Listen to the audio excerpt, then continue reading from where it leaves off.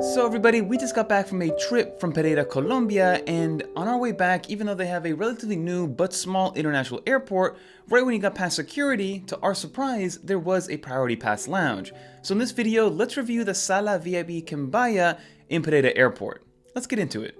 So as I mentioned, Pereira Airport is actually very small, but it still is an international airport and it only has one terminal. So right after you get through security, literally right there on the right hand side, you will see the Priority Pass Lounge called the Sala VIP Quimbaya. And again, we didn't know that there was going to be a Priority Pass Lounge here. We were kind of just crossing our fingers because it was a brand new airport, only a few years old. But again, we were in a small town in Colombia, so we didn't know what to expect. But once we got there, like I said, it was a Priority Pass Lounge, meaning that if you have a Priority Pass membership, you can walk in there for free, bring up to 2 guests, and anybody under the age of 12 can enter for free as well. If you do not have a Priority Pass membership, they did say that it was about 100,000 Colombian pesos, which is pretty much around 25 US dollars, to be able to go there and stay for about 3 or 4 hours before your flight. So we actually have the Priority Pass membership through our Chase Sapphire Reserve card. If you guys do want to check that out, I will have some videos linked down below. But we also have the Capital One Venture X, which gives you that same Priority Pass if you do want to check it out. And of course, other cards like the American Express Platinum also include our Priority Pass access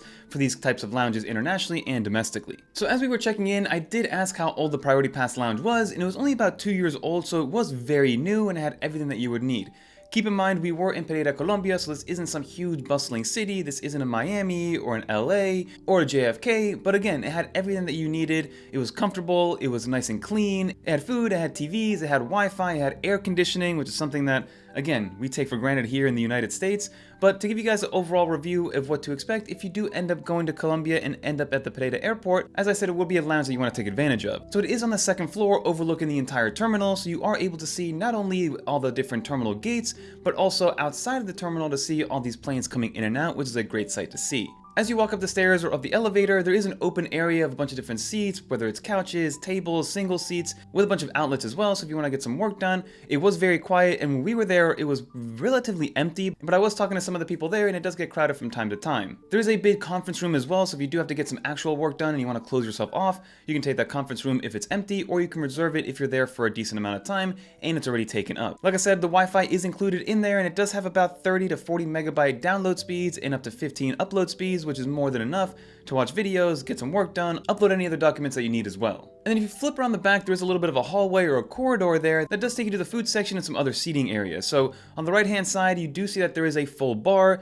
There was nobody back there, but I'm sure if I spoke to one of the attendants there that were extremely nice, they would have made me a drink if I did want one behind the bar, because like I said, it was a full stack bar, and they even had some caffeine chocolate, which I was able to grab on the way out. But if you continue around that bar, which also had a bunch of TVs playing in the background, there is a little food station. Again, it isn't technically self-serve, they serve it for you, but you just tell them what you want and they'll put it on a plate for you. And they had some local dishes like beans and rice, some plantain chips, some food, some chicken, some soup, and pretty much everything you expect from a local cuisine standpoint. And then behind the counter, they also would give you, they had bottled water, they did have some canned beers, they had some juice boxes as well as seltzer water, and everything again that you would want, like from Coca-Cola Light, regular Coke, and things in between. So of course, we got a couple plates put together because we had about an hour and a half to kill before our flight that went from Pereira to Bogota and then eventually to JFK. So being able to kind of sit there, relax in the air conditioning, be able to eat some foods, stay away from all the other people in the terminal, especially when you are traveling with a toddler, makes it a lot more easy and gives you that peace of mind as well. And then around the corner of the seating area, you do have the bathrooms, which is nothing special, but again, it's just a bathroom to have. But what I really liked about it is that it was very clean, everybody was attentive, it had everything you needed from Wi-Fi to air conditioning to all the food that you would want, like I mentioned.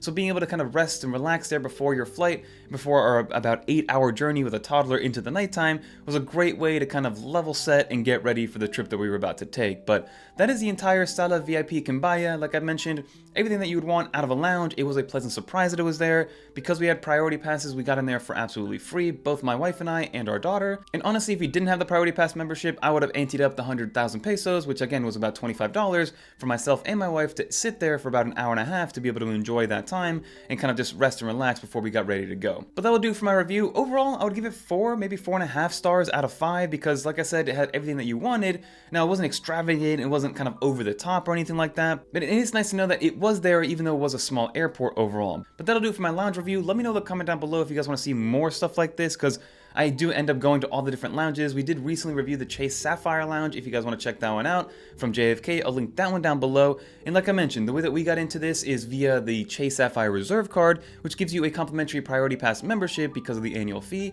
And also we do have a Venture X card, which we could have applied for the Priority Pass as well, but it would be redundant to have 2 Priority Passes under the same account. So we ended up not doing it with the Capital One Venture X, at least for now. We might downgrade that Chase Reserve at some point, but to each their own. Let's see exactly how we do from a strategy standpoint moving forward. But that'll do it for this video. If you guys want to watch more videos like this one, YouTube thinks you're going to like this video right here, and I think you're going to like this video down here. Until next time, I'm Fernando, and we're closing in on 1,000 subscribers, so big shout out to you guys. Maybe we'll do a live Q&A after that 1,000 subscribers. But until next time, peace.